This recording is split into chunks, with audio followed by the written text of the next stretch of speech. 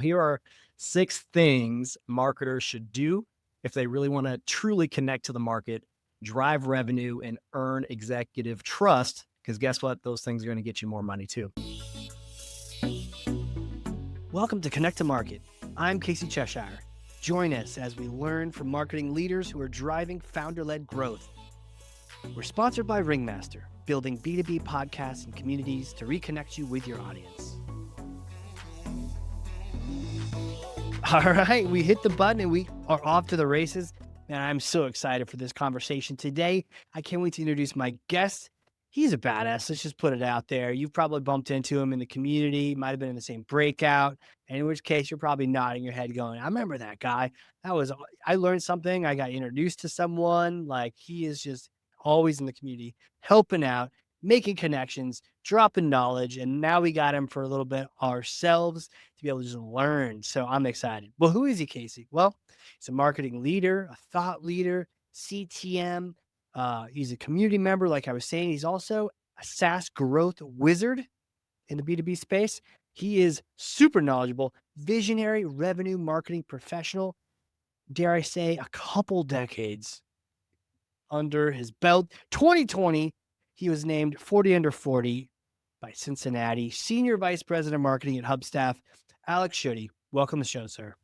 Awesome. Love it, Casey. Thanks for having me. Appreciate that intro. Dude, I'll be your hype guy. I mean, you're doing a lot of stuff, I'll just follow you with the boombox, be like, you guys need to listen. This guy knows Flavor he's telling Casey. Yeah, right? Get a big clock. Let's go. Well, dude, I can't wait to learn from you and ask you this first question, we Yeah. do, but we've got this tradition. I can't possibly just ask you that question. First thing I got to do is put on this giant blue foam finger Got to.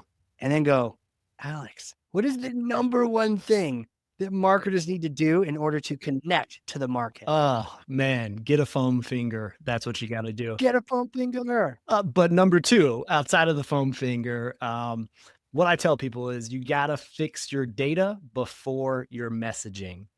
So I'll say it again, fix your data before your messaging. So here's the thing, Casey. Most marketers, right, when they talk about connecting to the market, marketers, we love the shiny stuff. We love making things pretty. So too many people start with better copy, better creative, better positioning. But I'm going to tell you this, connection doesn't start with messaging. It starts with clarity. All right.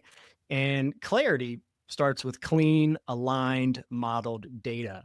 And so if your definitions are broken, then your segmentation is fuzzy. If your LTV math doesn't math or it doesn't even exist, then guess what? Your messaging is just educated guessing. So I'm going to do today, Casey, I'm going to break it down, my approach, right? Can I break it down? Let me sprinkle some knowledge. Let me drop it on them, flavor. Fire already. So I'm going to give you 6 things.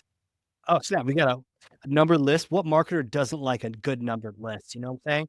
Dude, I love this. A sucker for listicles, man. So I'm going to give you guys 6 things. I don't have the number 6 foam finger.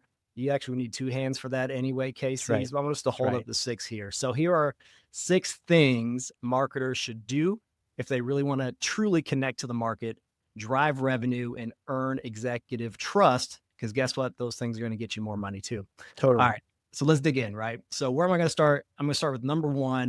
You got to standardize those definitions. So I can even just tell you my experience at Hubstaff. So again, I've been on this multi-decade. Thanks for aging me. I got a young face, but I got some grays coming in here. Don't worry.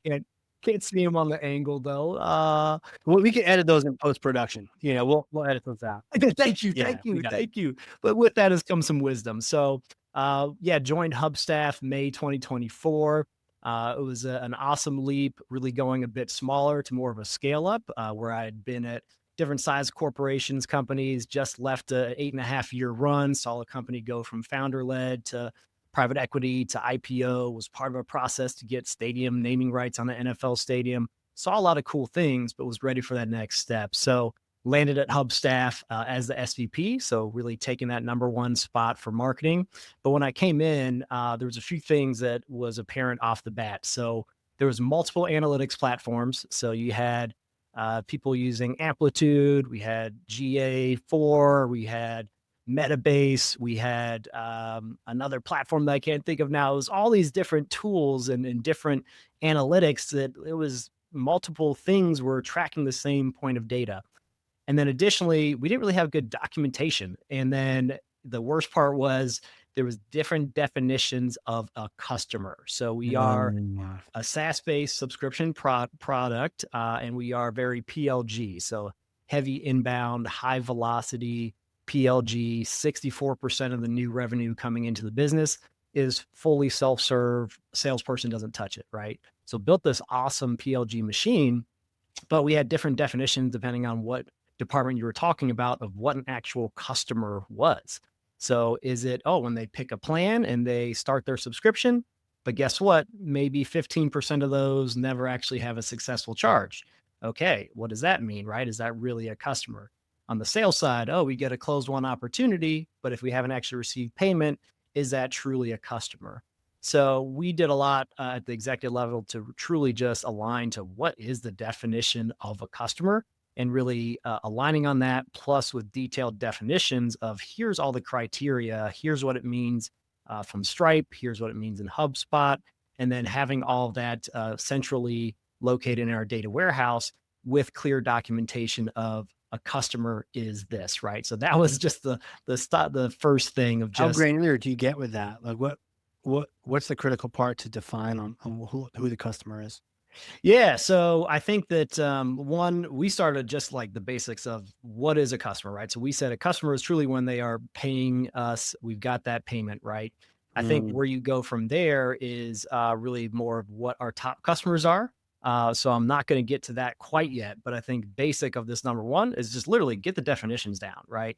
And so that was kind of the key thing of just the definitions, but then not just of that customer, that's where I started at, but even from an MQL perspective we had MQLs, but guess what? It was a seller selected field, wasn't actually a marketing MQL. So I had a whole campaign to put the M back in MQL to actually make that a marketing qualified lead, right? But then even things around what is a qualified lead? So aligning that with sales. What is churn? What is a lost customer? All those things we had to really define every stage of the funnel from acquisition through to retention, through to churn, and then really list out what are those filters, what are the data sources, where's it all coming from, and then actually piping that in from the data warehouse into a centralized dashboard itself, right? got And it. so that's my number two thing is you got to build a single source of truth. And so again, we had multiple platforms that we had. Maybe you as a marketer, you've got 10 different dashboards for this thing, and then sales has 10 different dashboards for that, success has 10 different for that. If you've got 30 different dashboards, you probably don't have a single source of truth, right? Right. So that was us one aligning on the definitions of okay, all these key KPIs, what are the definitions of that? Where's it coming from? What is the data architecture behind it? And then two, what is that single source of truth, right? So Mhm. having a true central health dashboard that everyone across the executive team from marketing, sales, customer success, support, we're all looking at this dashboard and it has multiple widgets on it. So think of the top of the funnel, we're looking at, okay, the trials that are coming in that month. And we've got objectives and targets for each of these metrics to say every month we've got a target. There's a waterfall plan that's built in our forecast where we're going to model out we need this many trials. It's going to convert to a customer at this rate, at this deal size or ARPA, the average revenue per account. And then here's that new MRR that's going to start at that top of the waterfall, right? So the new recurring revenue. But then we've also got to look at the rest of the waterfall. So we're a big believer in kind of that reverse bow tie or sort of the bow tie method versus just a funnel, right? So we worked with Winning by Design. Shout out to them. They're a great partner, but they subscribe to this bow tie model. And so what that means is, yes, you've got the new, but then guess what? You're going to have some leakage, right? Where you're going to have some contraction where they reduce the seat count, or you're going to have churn where they fully drop out. But then you want to also have that expansion as well, where for us being seat based, being SaaS, there's a lot of expansion revenue that comes in. So we've got this now centralized dashboard that has widgets for, say, new trials started, new customers for the self-serve side, how much revenue has come in from self-serve for sales assisted, how much has come in for the sales assisted path. What is that ARPA? What is a breakdown of ACV by micro SMB, by SMB, by mid market? How many customers have we booked? What does the today look like? So we actually look at today, how many new trials have started, how many new customers, how much in revenue, and then down through the waterfall for how much is reactivation, how much is expansion, how much is contraction, how much is churn. So that's the newspaper I read every single day, refreshes multiple times a day, and us on the exec team are all aligned that that is our single source of truth. When we say how many pizzas were made today, that's where we're looking at to get that. So that's 1 and 2. You want me to keep rolling with 3, 4, Yeah. 5, 6? Dude, yeah. Hey, real quick on the bow tie. Do you recall when you were first kind of sharing that with everyone else? And what was the best? You described it beautifully. Was there any challenge letting people on the exec team know about that, or did they kind of all get it intuitively? Yeah, it was definitely something that took some education, took some work with it, and so with the bow tie, yeah, you're going to start on the left with customer acquisition, and then you get that customer, and then it goes through to onboarding, adoption, expansion. So it's kind of that again, the bow tie visual there versus just a funnel. It's really that bow tie. So that is more of a proprietary method that they had. So we did have an engagement with them. So there was some Mm, costs there. They took us through the model and really got it. helped us build out our metrics and reporting to be able to say our GTM system, how do we kind of measure that through Yeah. that bow tie lens? And so yeah, our sales funnel is more of a bow tie versus a true funnel. Same with the self-serve side too, right? So it's now identifying points within that bow tie. So okay, initially we're starting at traffic, right? So that left side of the bow tie, bigger, it's traffic. Then they viewed the sign up page, then they submitted a trial, started a trial, right? Now they've actually become a customer. Now they're expanding, now they're growing, et cetera. So it was definitely a mental shift, especially me as a marketer. I thought of like, the funnel itself kind of more strictly with the nice triangle. Of course, you got ABM for flip my funnel, shout Cool. out to the Terminus crew that Shout out, Sangram. Yeah. flip my funnel. So it's another lens, another view. But yeah, I think it really hit home, especially for our type of business. It just kind of makes sense for more of that PLG type model. Yeah. Yeah, that makes sense. All right. hmm Sick, man. All right. So we got one, we got two, we got the single source of truth. What comes next? So number 3 is you got to know your best customers better than everyone, right? So for us, that meant really documenting that top 100, but then going deep on it. So not just who they are and how much revenue, but really understanding the industry, the sub industry, what was the use case that they initially came in on, what are the products they're using, the add-ons, what is their geolocation, what type of team do they have, all those types of things getting really, really detailed within that. Additionally, our CEO actually talked to our top 100 customers. So he did a CEO roadshow and really dug in with that. I joined for maybe 10 to 20 of those as well and then asked some kind of more marketer centric types of questions. Did you turn those into podcasts? I did not miss the Yeah. opportunity. I know, I know. Did identify some case study opportunities, yes. Okay. Let's go. But no, did not turn those into podcasts, unfortunately. Um, but with that, then we built out segmentation. So, okay, if you know those top 100 customers, and I think when it comes to the top 100, it's not just that revenue. I think that's Mhm. also where you've got to understand the tenure, their likelihood to expand, is that, the retention profile of them. So really that LTV model, which spoiler is going to be number 4 that I'll dive into. But you've got to start with that top 100, right? And get clear around who are they? How does that then define your ICP and your persona strategy? And then how do you start to build segments to say, okay, of our top 100, these are the 5 core segments that they fit into, and now you can leverage that in GTM to say, all right, how do I get more folks that look like that 100 in these different segments? So that'll Right. lead to just the better targeting, clearer messaging, Right. better strategy and retention improvement as well. Got it. Okay. Mhm. All right. Dude, this is great. This is great, man. And like, I mean, I love the idea of the roadshow and getting to know them better than anyone else. And also the thing you brought up too, like What was their initial use case? Because it might be different now. And what is it now? And what did it more Mhm. so that you're not just addressing the initial one, but I'm sure that bow tie needs a little bit of to understand like what are they using it for now to help with the other expansion of other people too. Yeah. Yeah. Exactly. And I Uh, think within that, I think that's where, for me as a marketer, I've generally focused on driving new revenue, right? Drive new business, right? New logos, new revenue in. Great. That's historically been kind of me as a demand gen type classic inbound sort of marketer, right? But yeah. I think where, especially with our business, retention has become just more of a priority where it's not just the top line revenue. We got to make sure profitability and EBITDA, et cetera, are maintained and protected.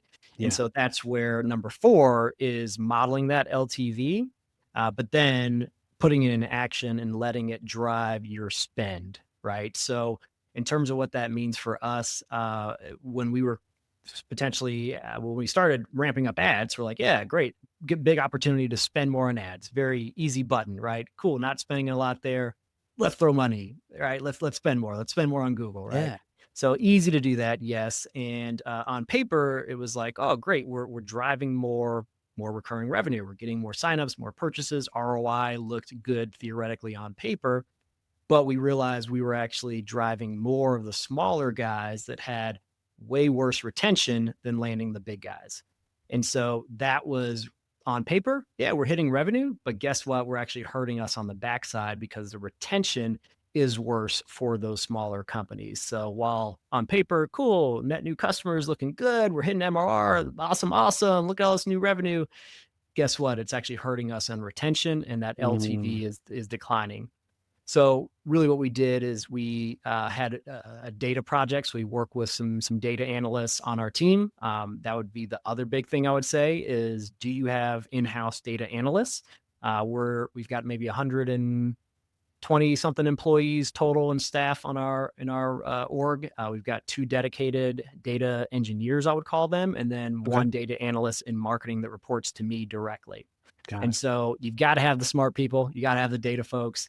And so what we did was we built more of an expected LTV model. So looking at all those things, so looking at new customers, looking at cost of acquisition, looking at the revenue that they've brought in, and Mm, then looking at, okay, 13-month churn rate through to 24-month churn rate, how likely are they to still be here?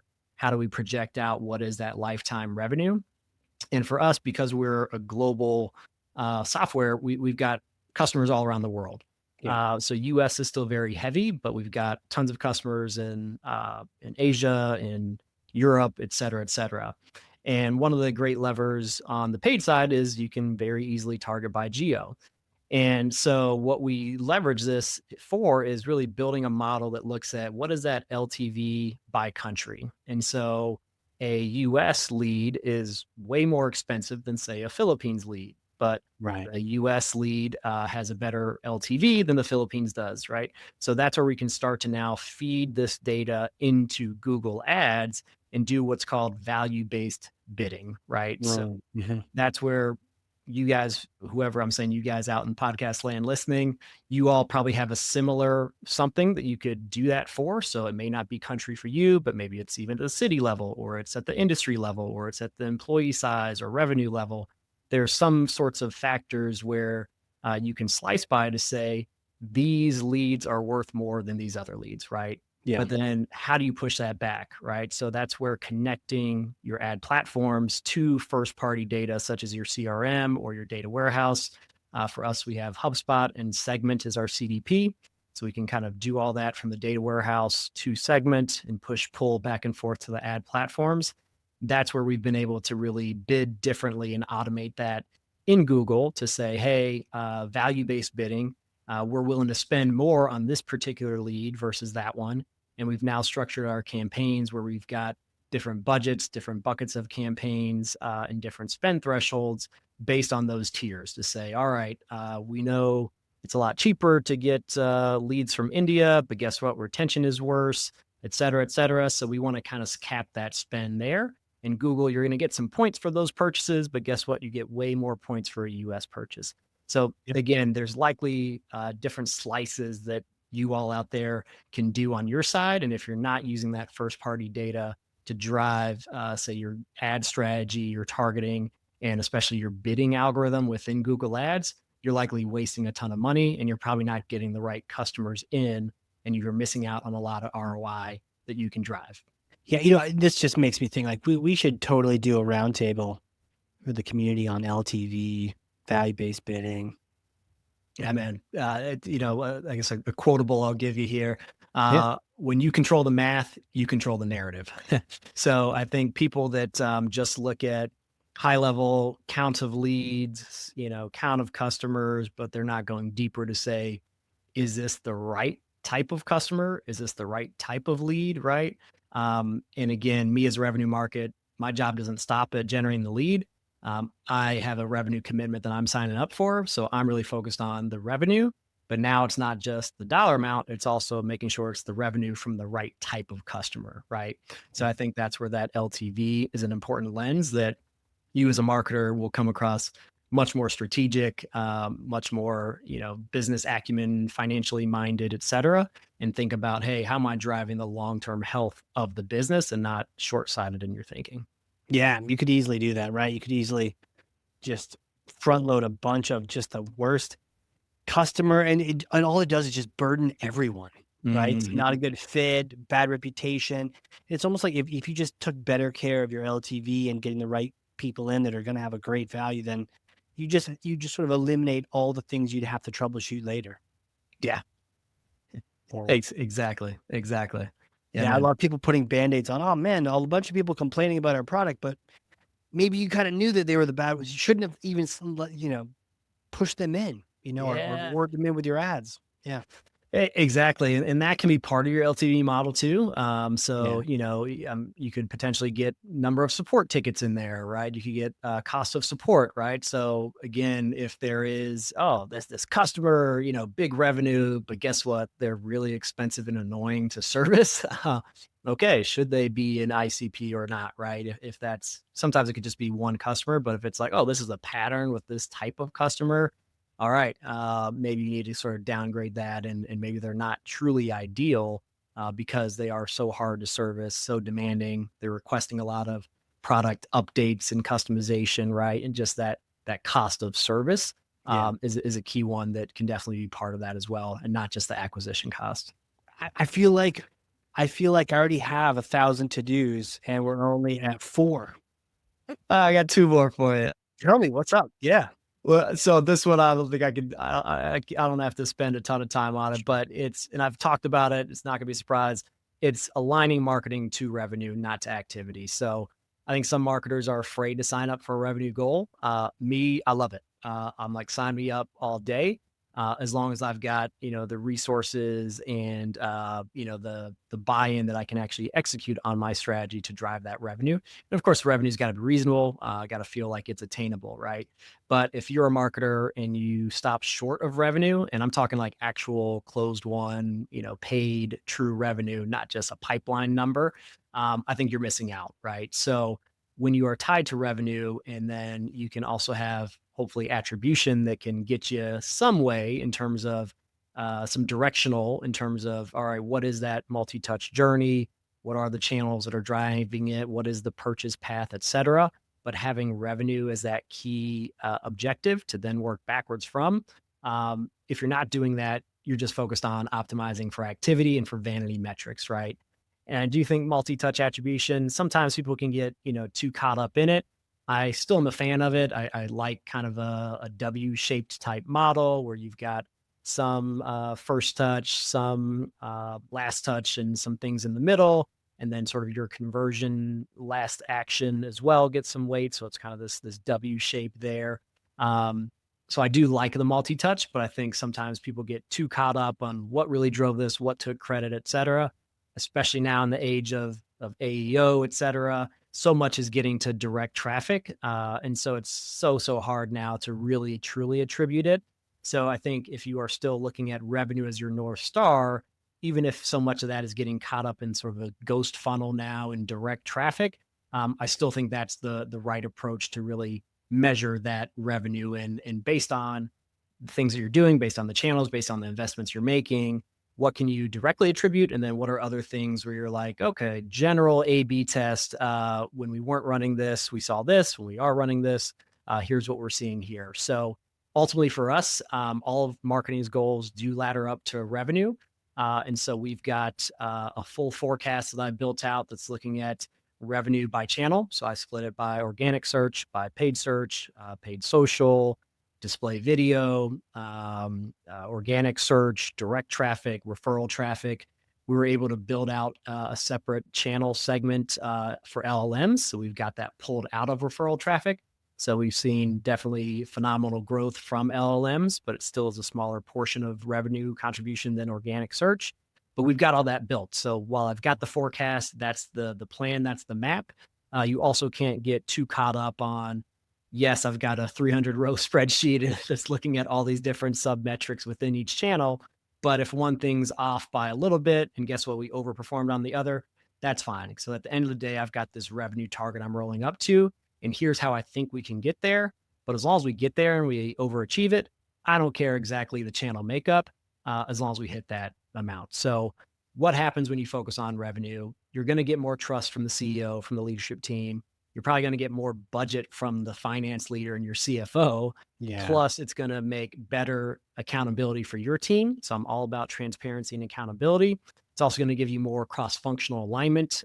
If sales feels like you got skin in the game and you're focused on that revenue, that dollar amount too, they're going to be like, all right, marketing's got my back. They're not just throwing crappy leads over. They're really focused on what's actually working and what's driving that revenue. So if your scorecard matches the CEO's scorecard, you stop defending your existence, right? You're less of, ooh, marketing, but this, but this. No, no, no. If you're looking at that same revenue number that she's looking at, Mhm. that's a good place to be. So revenue, revenue, revenue. If you're not aligned to revenue as a marketer, you're missing out. I intellectually, I hear the positive side and I agree with it. There's that fear in some marketers where it's like, but if I align, Mhm. you mentioned having the resources, having the buy-in, having some reasonable goals. What's a solid first step to move in that direction if you've only been accountable to MQLs even? Yeah.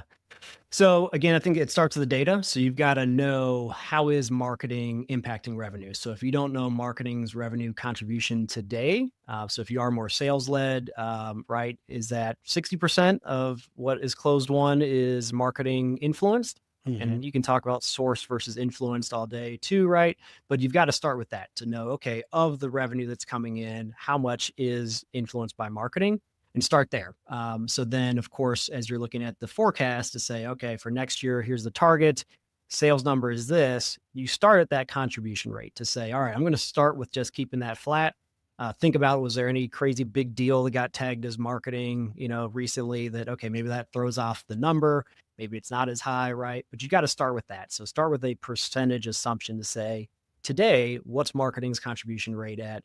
What percentage of revenue is influenced or sourced by marketing? Start there. And then it is, again, looking in attribution. Can you work backwards to say where it came from? What are those channels? What are those actions? So for me, when I'm doing targeting forecasting, I kind of do a mix of like top down and bottom up. So what I mean by that is, okay, if we have generally a company revenue growth rate of whatever X percent, all right, take what marketing did last year, say now apply that same percent to the marketing revenue contribution. Start there is to say, like, okay, here's kind of a general number we need to get to. But then separately now go and do more of a bottoms up build. So that is looking more at that channel level to say, okay, for each channel, what is that revenue contribution, right? So how much did you get from organic search, from email, from et cetera, et cetera? And now start with that and do more of your build and now apply strategically to say, hey, this year we're investing in these initiatives. We got this much more ad spend. We're doing ABM here, right? What are those assumptions where you say either I'm going to increase lead volume for this channel, or I'm going to increase conversion rate, or I'm going to increase deal size, right? Those are generally the three levers that we have. And then you apply that to say, all right, now my bottoms up build, which is a crap ton of time you got to spend in it, but it's time well spent.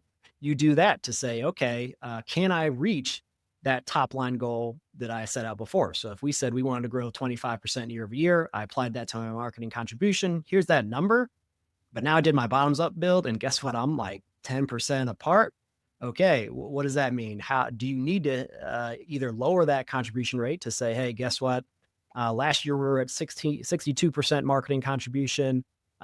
Next year, I don't think marketing is going to do it unless we get more investment, more people. So instead of 62% for 2027, I'm only going to be at 58%, right? And that's conversations you need to have, with whatever your CRO, your CMO, your CSO, your CEO, whoever that is, to really kind of talk through that. So that's what I would say. But for me, what's so much fun is as a marketer, not just stopping at that MQL, that leader, that pipeline. You can now say like, "Hey, no, marketing drove X amount of million in revenue," right? And Yeah. that resume bullet of, "Oh, I took revenue from this to that," and all those things are great, juicy things that are much more meaningful, much more strategic to a business owner, to a leader, to executive team versus just, I increased MQLs 30%. Because guess what? Some marketers, you could just lower that MQL score threshold. And guess what? You got your 30% increase right there. You There it just is. manufactured it, right? So that's what I would say. So don't be afraid of it, but you've got to do the work. You've got to understand the current data that you have and being able to answer that. If you can't answer those questions or do the things that I mentioned, then you have no business signing up for a revenue target because you couldn't tell how you're going to drive it and where it's coming from. Man, that and for all those listening, I encourage doing that because where you connect to revenue, you find freedom, and you Mm, also find encouragement. I remember the CEO trying to reduce my budget, and then I said, mhm, "Oh, look, this turned into this." And he's like, "Cool, I've got 15K. What can you do with it?" Right? It just mhm, instantly mhm. changed the whole conversation. And as you were describing that, I'm thinking, "Damn, there's 5 of 6." And for those listening, what could possibly be missing here? What, um, LTV, aligning to revenue, like, is the last one just breathe? I mean, Yeah, take a vacation. Yeah, really it's this one is nothing crazy, but it's using that data to lead. So not just to yeah, report, right? So you can't just be lost in spreadsheets and slides. You've got to say, hey, data isn't just dashboards. How does that change the way that you lead your team, right? So, how does that set expectations? How does it remove bias? How do you say, hey, this isn't just my opinion. This isn't just, oh, I'm the boss, go do it. And encouraging more the debate within your team and say, hey, if you've got a different hypothesis, how do we test that? So, how do marketers be more scientists than artists, right? There's a mix of art and science within marketing, of course. That's why I love it. But I think this talk today is leaning a bit more on that science side. So with data, you can remove biases, right? In terms of how you coach your team, I think it sets clear expectations, but you also need to make sure that as you're coaching your team, especially individual contributors, understanding what's in their control versus what's not, because it could be demoralizing to someone to say, "Oh man, I've got these projects, I'm doing my thing." If it is, say, enterprise sales led, it's a very long lag time before you see some of that revenue, yeah, and so much is out of your hands.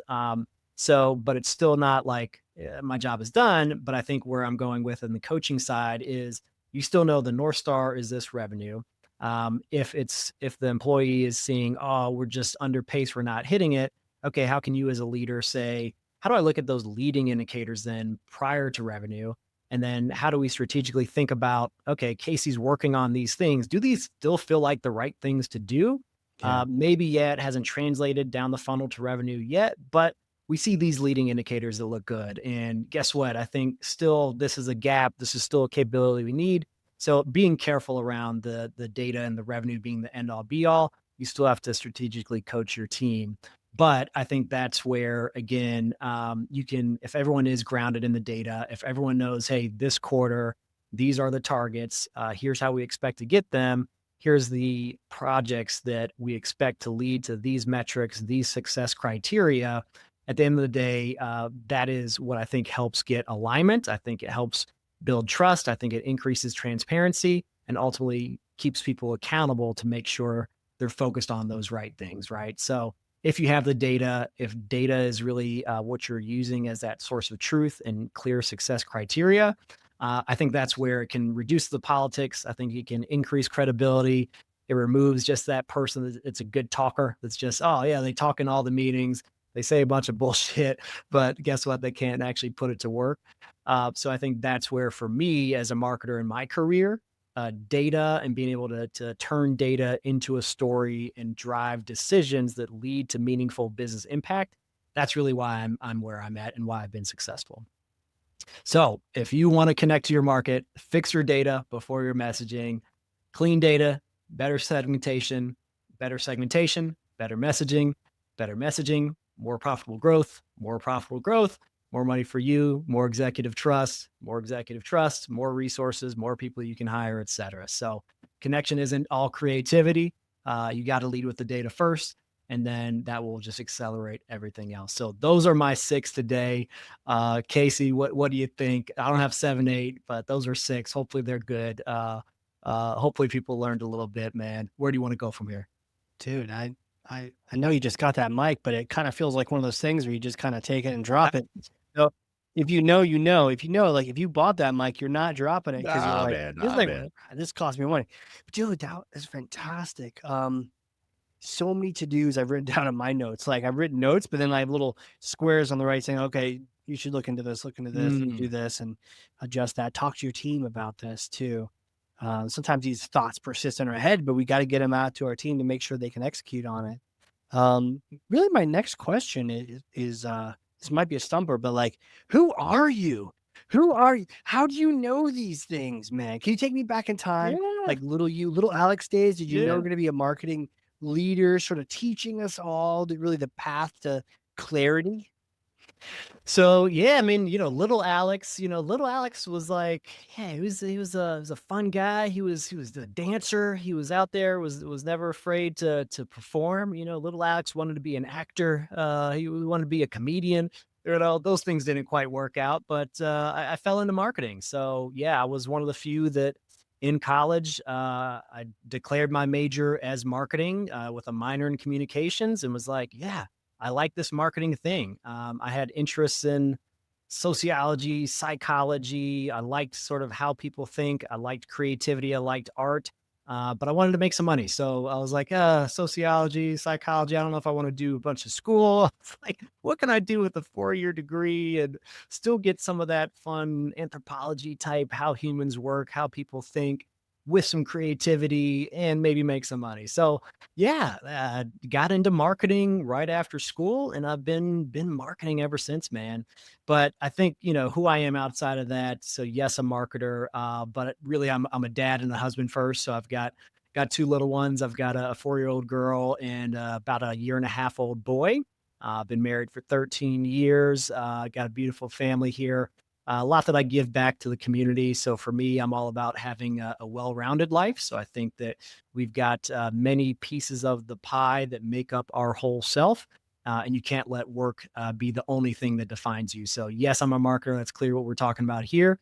But when my kids, ultimately say who I am, I want them to say I'm the best dad in the world, and that they have fun with daddy. So Yeah, that's who I am. I'm a father and a community member that happens to do marketing for a living. dude, dude. Well, okay. Another question to throw at you then is like, it's a bit of a hypothetical though.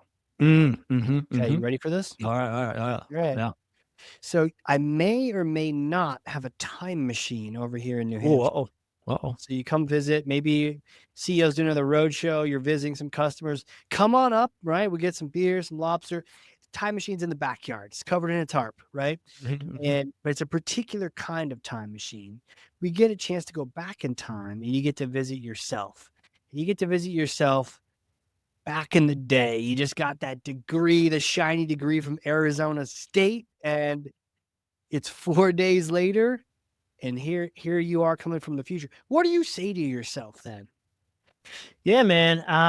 Yeah, I think I say you're doing what you're supposed to do, man. Like you end up falling into marketing. And I wouldn't say I fell into it. I'd say I chose to do it, and you chose correctly. And that the path, I think when I started in marketing, it was like, oh man, kind of wanted to do like B2C marketing. I was like, oh, the advertising, the B2C shiny campaigns and clothing marketing. That's the type of marketing I wanted to do. I think I took Yeah. one class in B2B marketing, but happened to get my job offer was for a B2B marketer.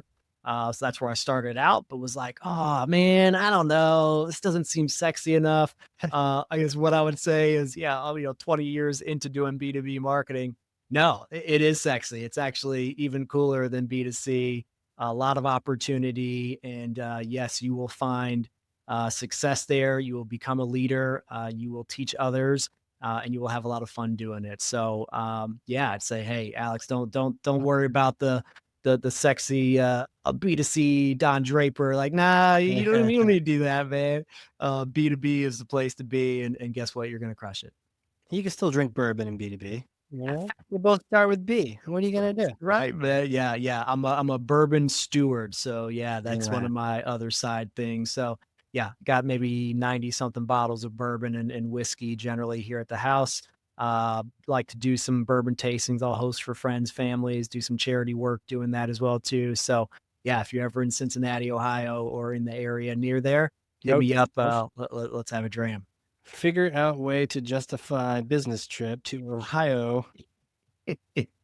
Um, I've been a fan of the kind of like the smoky bourbons lately. Anything you Okay. recommend? Like Bullet, I think right now is Yeah. my favorite. I just Yeah. like that smoky barrel, Uh-huh. Not a fan of rye, not a fan of whiskey, but man, Okay. a Yeah. good bourbon. Yeah. Yeah. Yeah. What do you think? Should No, yeah, there's no wrong answer, man. The wrong answer would say if you buy like, a bottle that's, $50 plus and you're just mixing with Coke, like don't do that. Don't that that's wrong. Don't do that's that. wrong. Cheap stuff for that, sure, do that. But no, man, what's fun with bourbon is you got a whole flavor wheel. You can go sweet, you can go spicy, you can go more herbal, you can go more on the smoky side. For me, I tend to like kind of more the caramel, the butterscotch, the vanilla notes. I like a lot of that. And yeah, I do like a bit higher proof. So usually if it's like under 95 proof, I'm like, nah, that's literally watered down is what that means. So if you get to, 90 proof, 80 proof, Basil Hayden's a great starter bourbon. I like to tell people Okay. that. So Yeah, yeah, it's a it's good one. lower proof, but it's got the good bourbon profile notes to it. So it's a good starter one to sip neat. But then I'd say, yeah, work your way up, get above that, 93 plus proof. And you can always add some water, you can always add some ice, but Yeah. don't be afraid. Just like don't be afraid to be a revenue marketer. Don't be afraid to drink some 100 proof bourbon and sip it slowly with a nice fire and your loved ones. Great That's way to it. do it. Dude, that's it right there, man. Where do people want to reach out to you? They want to talk bourbon, talk revenue, talk all these Yeah. things. How do they connect? Sure, man. Yeah, feel free to find me on LinkedIn. So search Alex Schutte. I think I'm LinkedIn, .com/in/Alex Schutte. So AlexSchutte. You can also find me on X on Instagram, Schutte Do It. So SCHUTTEDOIT. So happy to yeah, connect with anyone on there. Hubstaff, feel free to check us out, hubstaff.com. So we are time tracking software, workforce management, productivity tracking, and payments, mostly for desk-based workers with distributed global teams. So we're really all about remote first. We've got a team across 29 different countries, fully remote, no office anywhere, and it's been a lot of fun working here at Hubstaff. Oh man, sounds good. We'll link to all of that in the show notes right below. So anyone listening, just clickety click with your fingers right there. Connect with Alex. Dude, thank you so much for coming on here, just schooling us all, sharing what you're truly passionate about, those 6 points. Man, I think you got all of our brains on fire right now. We can't wait to go drop those things and knowing that maybe it takes a little bourbon to get that courage to have the revenue connected. But if you do, man, it's totally worth it. So, dude, thank you. Yeah, absolutely, Casey. Had a lot of fun, and yeah, looking forward to seeing the community out there. And if you see me in the group, hit me up. Say, "Oh, listen to it, liked it, learned something." Or if you hated it, that's cool too, man. Let's still Yeah. have some bourbon together. Yeah, let's do it. Let's do it. Well, sick, man. And you know what? Like, if those listening, if you learned something, I freaking know you did. I literally have 2 pages of notes over here, front and back. Love it. Then share this with someone else. Terrible handwriting. It is. It is. I've never had anyone tell me that. What an outrage! I'm losing the tape. No, I learned something. You learned something. Share this thing. And with that, Alex, thank you again, sir. Yeah, man. Casey, happy to do it. Thanks, All man. right. All right. This has been a crazy cool, very exciting episode of the Connect to Market Pod. We will see you all next time. And that wraps up another episode. Thank you for joining. For show notes and other episodes, visit us at connecttomarket.com. Connect to Market is sponsored by Ringmaster, creating podcasts and communities that create relationships, generate revenue, and drive growth.